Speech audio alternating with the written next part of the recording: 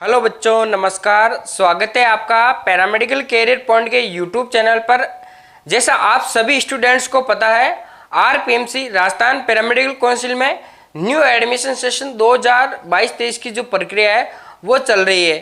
First round की counselling के लिए जो भी कॉलेज ऑप्शन फॉर्म है वो फिलअप किए जा चुके हैं। अब फर्स्ट राउंड की काउंसलिंग का अलॉटमेंट होने वाला है, तो उसी के बेस पे इस वीडियो में हम डिटेल से बात करने वाले हैं। जब भी आपकी फर्स्ट राउंड की काउंसलिंग का अलॉटमेंट होगा तो आपको कॉलेज रिपोर्टिंग के टाइम कौन कौन से डॉक्यूमेंट्स आवश्यक रूप से चाहिएंगे। मैं जो ये डॉक्यूमेंट्स बता रहा हूँ, ये डॉक्यूमेंट्स आपको चाहे वो फर्स्ट राउंड की काउंसलिंग हो या सेकंड राउंड की काउंसलिंग हो या थर्ड राउंड की काउंसलिंग हो, किसी भी राउंड की काउंसलिंग के लिए, इसके अलावा मॉपअप राउंड, सभी में ये डॉक्यूमेंट्स आपको अनिवार्य रूप से चाहिएंगे। तो ये डॉक्यूमेंट्स आप मेनली तैयार करके रख लेवे। जिन भी स्टूडेंट्स ने फर्स्ट राउंड की काउंसलिंग के लिए फॉर्म फिलअप किया है, खास तौर से वो स्टूडेंट्स तो ये डॉक्यूमेंट्स तैयार कर ही लेवे। ठीक है, तो डिटेल से हम इन डॉक्यूमेंट्स की बात करने वाले हैं। एक ऑफिशियली न्यूज़ के तौर पे आपको ये डॉक्यूमेंट्स मैं इस वीडियो में बताने वाला हूँ, तो लगातार आप वीडियो के एंड तक बने रहिएगा। इसके साथ ही अगर आप चैनल पर पहली बार आए हैं तो चैनल को सब्सक्राइब कर लीजिए। इसके साथ ही पास में दे रखे बेल आइकन को दबाकर ऑल पे क्लिक कर लीजिएगा, जिससे ऐसी ही पैरामेडिकल रिलेटेड इंफॉर्मेशन के वीडियो आपको कंटिन्यू देखने को मिलते रहे। ठीक है, इसके अलावा वीडियो आपको पसंद आ रहा है तो वीडियो को लाइक कर दीजिए और अपने जो भी साथी है, जो भी पैरामेडिकल में एडमिशन ले रहे हैं, जिन्होंने भी काउंसलिंग का फॉर्म फिल किया है या वो आगे करने वाले हैं, तो उनके साथ आप ये वीडियो शेयर भी जरूर कीजिएगा, क्योंकि बहुत ही इंपॉर्टेंट वीडियो है। तो चलिए अब हम वीडियो स्टार्ट करते हैं। जैसा आप देख सकते हैं, ये आरपीएमसी का जो डिटेल नोटिफिकेशन जारी हुआ था उसी में से ये आपके जो डॉक्यूमेंट्स वाला ये दे रखा है। ये देख सकते हैं 9 नंबर पे जो पॉइंट दे रखा था, रिपोर्टिंग के समय की प्रक्रिया। अब ये रिपोर्टिंग के समय की प्रक्रिया मतलब आपको फर्स्ट राउंड की काउंसलिंग का अलॉटमेंट हो जाएगा 28 अप्रैल को।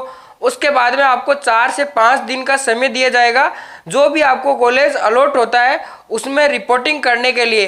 तो उस टाइम आपको ये सभी डॉक्यूमेंट्स आवश्यक रूप से अपने साथ लेके जाने, तभी आपकी उस कॉलेज में रिपोर्टिंग होगी। अन्यथा एक डॉक्यूमेंट्स के कारण आप जो भी आपको कॉलेज अलॉट हुआ है उसमें एडमिशन लेने से वंचित रह सकते हैं। ठीक है, तो सबसे पहले तो हम बात कर लेते हैं। ये देखिए यहाँ पे दे भी रखा है, महाविद्यालय संस्थान के आवंटन पश्चात आवंटित महाविद्यालय संस्थान में अपनी उपस्थिति प्रस्तुत कर प्रवेश लेने वाले अभ्यर्थियों से काउंसिल के द्वारा जारी किए गए दिशा निर्देशों व नियमों के अनुसार निम्नलिखित मूल दस्तावेज प्राप्त कर सूक्ष्मता से परीक्षण किया जाकर उनका सत्यापन किए जाने के उपरांत ही प्रवेश अनुमत किया जाएगा। ये कॉलेज के लिए स्पष्ट निर्देश है। जो भी आरपीएमसी के रूल्स रेगुलेशन है उसके हिसाब से जो भी स्टूडेंट्स के मूल दस्तावेज है उनका परीक्षण करके उसके बाद उनका सत्यापन कर ये उनका प्रवेश अनुमत किया जाएगा। जिस भी स्टूडेंट का जिस भी कॉलेज में एडमिशन होता है, मतलब जो भी कॉलेज उसको अलॉट होता है, यदि काउंसिल द्वारा नामांकन हेतु दस्तावेज जांच किए जाने के समय यह जानकारी में आता है कि महाविद्यालय संस्थान द्वारा दस्तावेज पूर्ण नहीं होने अथवा दस्तावेज नियमानुसार नहीं होने के उपरांत भी अभ्यर्थी को प्रवेश अनुमत किया है, तो ऐसी परिस्थिति में संबंधित महाविद्यालय संस्थान पर ऐसे प्रत्येक प्रकरण के लिए 10,000 की शासित राशि आरोपित की जाएगी तथा अभ्यर्थी के अपात्र होने की स्थिति में प्रवेश भी रद्द किया जा सकता है। यह आरपीएमसी का स्पष्ट निर्देश है कॉलेज के लिए भी। अगर मान लीजिए जो भी आरपीएमसी के रूल्स रेगुलेशन है डॉक्यूमेंट्स के लिए भी, अगर उनके अकॉर्डिंग जो भी कॉलेज है स्टूडेंट का एडमिशन नहीं लेता है, मान लीजिए किसी स्टूडेंट्स के डॉक्यूमेंट्स में कमी है और उसके उपरांत भी अगर कोई कॉलेज एडमिशन ले लेता है, बाद में आरपीएमसी को ये संज्ञान होता है कि स्टूडेंट्स के डॉक्यूमेंट्स की कमी थी फिर भी उस कॉलेज ने एडमिशन ले लिया, तो उस कॉलेज के ऊपर 10,000 रुपये की जो भी जुर्माना राशि है वो शासित की जाएगी। इसके अलावा उस स्टूडेंट का एडमिशन रद्द भी किया जा सकता है। तो साथियों, मैं आपसे कहना चाहूँगा कि जो भी आपके डॉक्यूमेंट्स है वो आप भली भांति तैयार कर लेवे। कोई भी डॉक्यूमेंट्स में गलती करके डायरेक्ट ऐसे भूलकर कोई एडमिशन भी आप ना लेवे। आप खुद ही अपने डॉक्यूमेंट्स तैयार करके ही रख लेवे। ठीक है, ये हो गई। अब आप आगे देख सकते हैं, यहाँ पे दे भी रखा है उपस्थिति के समय चाहे गए आवश्यक दस्तावेज। यहाँ पे जो भी आपके डॉक्यूमेंट्स है वो यहाँ पे क्लियर बता रखा है, उपस्थिति के समय चाहे गए आवश्यक दस्तावेज। तो हम यहाँ पे जो भी डॉक्यूमेंट्स है उनकी अब डिटेल से बात कर लेते हैं। सबसे पहले यहाँ पे आप देख सकते हैं 10th की यानी सेकेंडरी जो भी आपकी 10वीं कक्षा की अंक तालिका एवं उत्तीर्ण प्रमाण पत्र।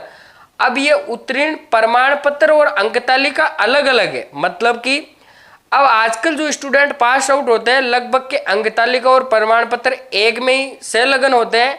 लेकिन अगर कोई पहले स्टूडेंट पास आउट है लगभग 4-5 साल पहले का या 8-10 साल पहले का, जिसने फॉर्म अभी फिल किया है, तो उसके अंक तालिका और प्रमाण पत्र अलग अलग होगा। मतलब कि उसके जो अंक है, जैसे मान लीजिए आपके 10th के अंदर हिंदी हो गया, इंग्लिश हो गया, उसकी जो अंक तालिका वो अलग है और उसका प्रमाण पत्र अलग है। तो वो दोनों चाहिए, हालांकि अभी दोनों सेम ही आते हैं। अगर आप चाहेंगे किसी को समझ में नहीं आ रहा है तो आप इंस्टा पे कांटेक्ट कर सकते हैं, मैं आपको इसकी डिटेल से जानकारी दे दूंगा कि ये अंक तालिका और प्रमाण पत्र क्या है। इसके लिए मैं आपको एक उदाहरण के तौर पे परफॉर्मा भेज दूंगा 10th की मार्कशीट का। ठीक है, इसके अलावा सेम एज वही 12वीं कक्षा की अंक तालिका एवं उत्तीर्ण प्रमाण पत्र। ये हो गई आपके 10th और 12th की मार्कशीट। इसके बाद में हम बात कर लेते हैं आगे। आप यहाँ पे देखिए, अभ्यर्थी द्वारा उच्च माध्यमिक यानी 12th सीनियर सेकेंडरी परीक्षा में भौतिक विज्ञान यानी फिजिक्स, रसायन विज्ञान यानी केमिस्ट्री, जीव विज्ञान यानी बायोलॉजी, गणित यानी मैथ्स तथा अंग्रेजी विषयों में पृथक रूप से भी उत्तीर्ण हो। साथ ही उच्च माध्यमिक शिक्षा बोर्ड राजस्थान अजमेर अथवा अन्य कोई शिक्षा बोर्ड जिसकी 10+2 की परीक्षा माध्यमिक शिक्षा बोर्ड राजस्थान अजमेर की उच्च माध्यमिक परीक्षा के समकक्ष हो से उत्तीर्ण हो। ये कॉलेज के लिए निर्देश है, ये आपको चेकआउट करना है। जो भी स्टूडेंट का एडमिशन हो रहा है वो मतलब 12th जो भी माध्यमिक शिक्षा बोर्ड है उसके संलग्न जो भी समकक्ष है वहाँ से उत्तीर्ण हो 10+2। इसके अलावा जो आपके इसके अंदर 12th के अंदर ये सब्जेक्ट होने चाहिए, फिजिक्स होनी चाहिए, केमिस्ट्री होनी चाहिए, बायोलॉजी होनी चाहिए, इसके अलावा अंग्रेजी, ये सभी अलग अलग विषयों से वो उत्तीर्ण हो। ठीक है, इसके अलावा आगे के हम डॉक्यूमेंट्स की बात करें तो आपके हो गए यहाँ पे प्रवर्जन प्रमाण पत्र यानी कि माइग्रेशन सर्टिफिकेट। यहाँ पे आप देख सकते हैं प्रवर्जन प्रमाण पत्र, माइग्रेशन सर्टिफिकेट। अब ये कहाँ से मिलता है? जहाँ से अंतिम शिक्षा आपने प्राप्त की है।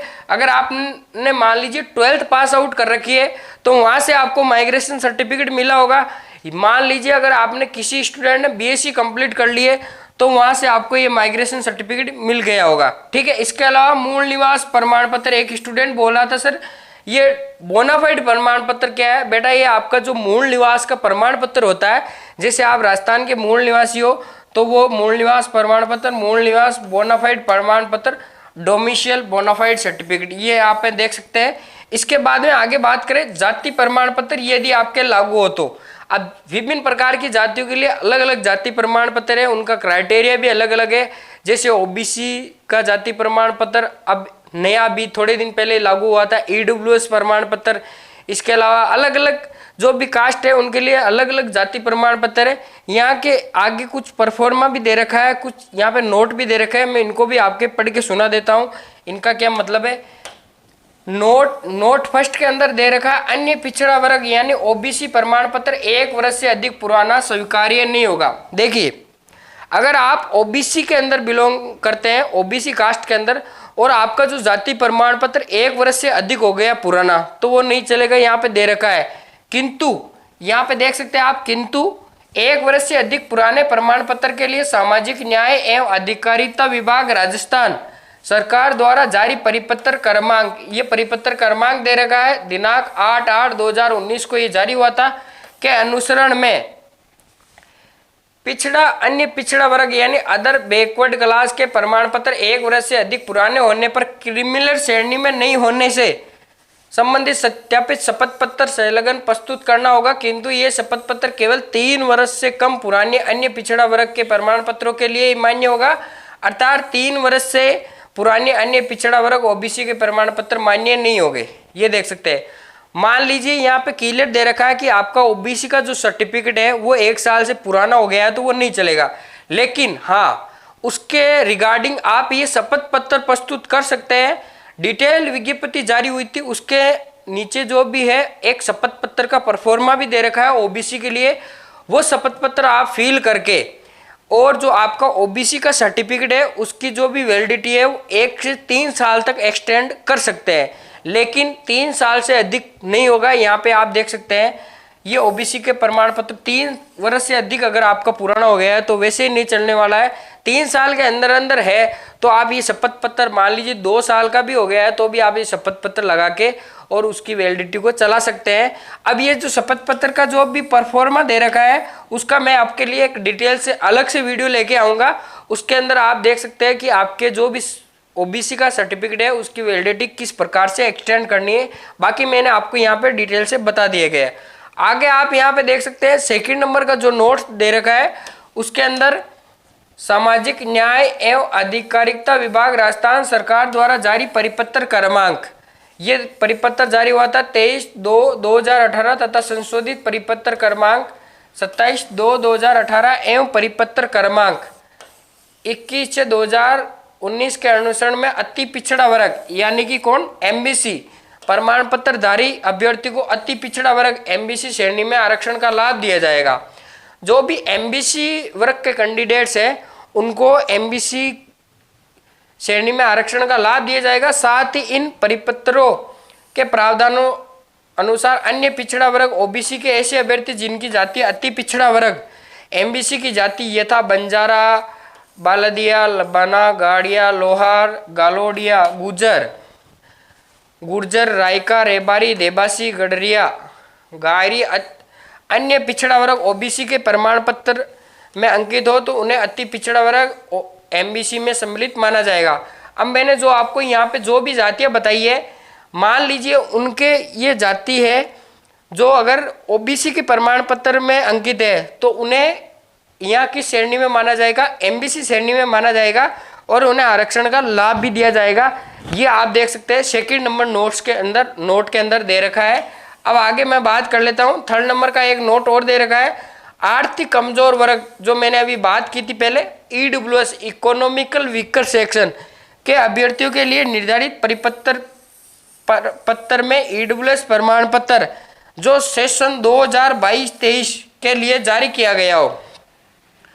सबसे पहले तो जो ईडब्ल्यूएस के कैंडिडेट है उनका जो भी ये ईडब्ल्यूएस है वो 2022-23 सेशन के लिए जारी किए गए हैं, वो वैलिड होगा। ये यहाँ पे देख सकते हैं, वही मान्य होगा। आर्थिक रूप से कमजोर वर्ग ईडब्ल्यूएस के व्यक्तियों को जारी किए जाने वाले इनकम एंड असिस्टेंट सर्टिफिकेट की वैधता के संबंध में शासन सचिव सामाजिक न्याय एवं अधिकारिता विभाग के परिपत्र क्रमांक, ये परिपत्र आपके जारी हुआ था 6/5/2022 के अनुरूप कार्रवाई की जाए। अगर मान लीजिए आपका ईडब्ल्यूएस भी पुराना हो गया है 1 साल से, तो इसके अंदर भी आप ये कार्रवाई कर सकते हैं। इसके अंदर एक शपथ पत्र जारी किया था, उसके अनुसार आप कार्रवाई कर सकते हैं। बाकी आपका ईडब्ल्यूएस सेशन 2022-23 का जो यहाँ पे है वही मान्य होने वाला है, यहाँ पे ये क्लियर दे रखा है। इसके रिगार्डिंग भी शपथ पत्र जारी हुआ है, उसकी भी मैं आपके अलग से बात कर लूँगा। हो सकता है जो ओबीसी की हम बात करेंगे उसी टाइम ये ईडब्ल्यूएस की भी बात कर लेवे, ठीक है। आगे जो डॉक्यूमेंट्स दे रखे हैं, जो मैंने ये डॉक्यूमेंट्स बता दिया आपको, लगभग ये 5 डॉक्यूमेंट्स तो ये हो गए। जाति प्रमाण पत्र के बाद हम आगे डॉक्यूमेंट्स की बात करें तो अगर मान लीजिए आपके कोई एडिशनल जो भी प्रमाण पत्र है वो है अन्य कोई प्रमाण पत्र, यहाँ पे आप देख सकते हैं ये था दिव्यांगजन, फिजिकल हैंडीकैप्ड या सैन्यजन हो गया, आपके विधवा, तलाकशुदा आदि, यदि ये कोई ऐसा प्रमाण पत्र लागू है तो ये भी आपके पास होना चाहिए। इसके अलावा फोटोयुक्त पहचान पत्र जो आपने आवेदन करते समय अपलोड किया हो, अथवा आधार कार्ड हो गया, आपका वोटर आईडी कार्ड हो गया, जो भी गवर्नमेंट आईडी प्रूफ है जिन पे आपकी रंगीन फोटो भी है, वो आपका आईडी प्रूफ होना चाहिए। इसमें वही डॉक्यूमेंट आपको चाहिएगा जब आपने फॉर्म अप्लाई किया था। हालांकि 99% स्टूडेंट ने उस टाइम आधार कार्ड ही लगाया था, तो वो आपका आधार कार्ड होना चाहिए, ठीक है। इसके अलावा उसकी कॉपी, इसके अलावा physical fitness certificate, very important documents है साथियों। बहुत से साथी इसके अंदर गलती भी करते हैं। फिजिकल फिटनेस सर्टिफिकेट, आपका फिजिकल फिटनेस सर्टिफिकेट होना चाहिए जो किसी राजकीय चिकित्सालय द्वारा जारी किया गया हो। सबसे पहले ये बहुत से स्टूडेंट बार बार कन्फ्यूजन में रहते हैं, मैसेज करते हैं, फ़ोन कॉल्स आते हैं कि सर जो ये फिजिकल फिटनेस सर्टिफिकेट है मैं प्राइवेट हॉस्पिटल से बनवा लूँ चल जाएगा? नहीं, यहाँ पे आप देख भी सकते हैं फिजिकल फिटनेस सर्टिफिकेट आपके गवर्नमेंट जो भी आपका हॉस्पिटल है वहाँ से जारी किया गया हो, तथा जिस पर डिस्पैच नंबर, कब ये डिस्पैच हुआ है वो नंबर, इसके अलावा आपको सबसे पहले ओपीडी की उसके रिगार्डिंग स्लिप भी लेनी है, वो ओपीडी नंबर तथा दिनांक स्पष्ट अंकित हो, ध्यान रहे। सबसे पहले मैं आपको बता दूं जो आपका ये सर्टिफिकेट है 1 मंथ से पुराना वैसे भी नहीं चलने वाला है। तो जब भी आपको कॉलेज अलॉट हो जाए, जैसे मान लीजिए किसी स्टूडेंट को फर्स्ट राउंड की काउंसलिंग में कॉलेज अलॉट हो गया, तो उसी टाइम आपको ये सर्टिफिकेट बनवाना है, क्योंकि 5 दिन रहते हैं, ये सर्टिफिकेट मेनली 1 दिन में आपके बन जाएगा। तो उस टाइम आप सर्टिफिकेट ही बनाएं, क्योंकि ज़्यादा पुराना ये सर्टिफिकेट चलता नहीं है, लगभग 1 महीने से ज़्यादा पुराना सर्टिफिकेट ये चलेगा नहीं। ठीक है, अब आगे यहाँ पे देख सकते हैं कुछ नोट और दे रखा है, इस नोट के अंदर भी कुछ इंपॉर्टेंट लाइनें दे रखी है। यहाँ पे आप देख सकते हैं नोट, यदि अभ्यर्थी द्वारा मौखिक रूप से अवगत करवाया गया है कि उनके मूल दस्तावेज कहीं खो गए हैं, इसलिए उनके द्वारा डुप्लीकेट दस्तावेज प्रस्तुत किए गए हैं। मान लीजिए आप कॉलेज में रिपोर्टिंग करवाने जा रहे हैं, रिपोर्टिंग के टाइम आप वहाँ डुप्लीकेट डॉक्यूमेंट्स प्रस्तुत कर रहे हैं, आप मौखिक रूप से वहाँ अवगत करवा रहे हैं, कॉलेज वालों से बोल रहे हैं कि हमारे ओरिजिनल डॉक्यूमेंट्स कहीं खो गए हैं, इसलिए हम ये डुप्लीकेट डॉक्यूमेंट्स प्रस्तुत कर रहे हैं। इस संबंध में समस्त महाविद्यालय संस्थानों को निर्देशित किया जाता है कि यदि किसी भी अभ्यर्थी के पास डुप्लीकेट दस्तावेज या पूर्व में काउंसलिंग के दौरान आपको प्रस्तुत किए गए तो ऐसे अभ्यर्थियों से थाने में दर्ज रिपोर्ट की प्रतिलिपि प्राप्त की जाए, जिसमें यह स्पष्ट उल्लेख हो कि अभ्यर्थियों के मूल ओरिजिनल दस्तावेज कहीं खो गए हैं, तथा अभ्यर्थी से यह शपथ पत्र भी लिया जाए कि वह अन्य कोई रेगुलर प्रशिक्षण प्राप्त नहीं कर रहा है। यदि ऐसा किया जाता है तो उसकी समस्त जिम्मेदारी संबंधित अभ्यर्थी की होगी। ये देखिए, इस नोट का विशेष रूप से आप मतलब और समझ लीजिएगा, मैंने आपको पहले भी बताया है। सबसे पहले तो आप कोई भी 2 रेगुलर कोर्स मत कीजिएगा। मान लीजिए आपकी रेगुलर बीएससी चल रही है तो आप भूलकर भी पैरामेडिकल रेगुलर नहीं कर सकते। वैसे पैरामेडिकल आपके प्राइवेट होता भी नहीं है, तो आपके कहीं भी अगर कोई और एडिशनल कोर्स चल रहा है तो आप फिर एडमिशन मत लीजिएगा, क्योंकि दोनों आपके रेगुलर नहीं हो सकते। इसके अलावा यहाँ पे ये दे रखा है, मान लीजिए आप कॉलेज में रिपोर्टिंग कर रहे हैं, आप डुप्लीकेट डॉक्यूमेंट्स प्रस्तुत कर रहे हैं, तो आरपीएमसी का सख्त निर्देश है कि जो भी आपसे कॉलेज वाले डॉक्यूमेंट्स ले रहे हैं, डॉक्यूमेंट्स के साथ में आपसे थाने की प्रति भी बोलेंगे कि आपके पूर्व में जो आपने ये डॉक्यूमेंट्स आप प्रस्तुत कर रहे हैं डुप्लीकेट, इसका यही कारण है कि आपके डॉक्यूमेंट्स कहीं खो गए थे ओरिजिनल, उसकी आपको प्रति देनी है। जो भी आपने थाने में रिपोर्ट दर्ज करवाई है उसकी प्रति भी आपसे ली जाएगी। इसके अलावा मान लीजिए आप कुछ गलत करके भी अगर मान लीजिए एडमिशन लेते हैं, मान लीजिए आपने कोई जो थाने की रिपोर्ट है वो भी गलत बनवा ली या गलत तरीके से एडमिशन लेते हैं और कोई रेगुलर प्रशिक्षण ले रहे हैं और कल को आपका कुछ भी कैंसिल होता है, डिप्लोमा कैंसिल होता है या आपकी कोई डिग्री चल रही है वो कैंसिल होती है, तो इसकी समस्त जिम्मेदारी आपकी रहने वाली है, समस्त संबंधित जो भी अभ्यर्थी है उसकी रहने वाली है। तो ऐसी गलती भी आप न करें, कोई 2 रेगुलर प्रशिक्षण आप ना ले, एक में ही एडमिशन ले, ये हमारी पर्सनल राय है। इसके अलावा आप देख सकते हैं यहाँ पे आगे सिग्नेचर भी दे रखे हैं, Kailash Narayan Meena sir, RS registrar जो भी आरपीएमसी के हैं। ये तो हो गए आपके मेनली डॉक्यूमेंट्स। इसके अलावा इन डॉक्यूमेंट्स में मैं आपको 1-2 डॉक्यूमेंट्स और बता देता हूँ।